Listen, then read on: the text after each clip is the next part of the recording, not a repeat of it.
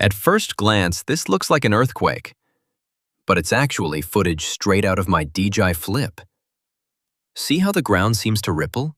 Almost like there's an earthquake, as if the ground is moving around or if the camera is shaking mid-air?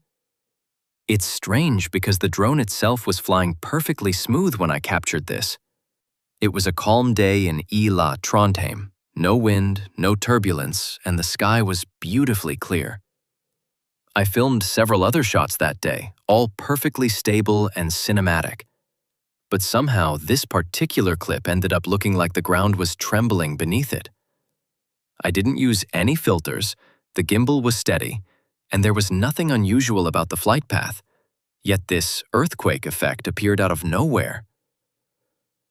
I have a few guesses, maybe a vibration from the propellers or a gimbal stabilization glitch, but I'd love to hear what you think. Has anyone else encountered a similar issue with their DJI drones? Drop your thoughts in the comments below and subscribe for more cinematic drone views from across Norway.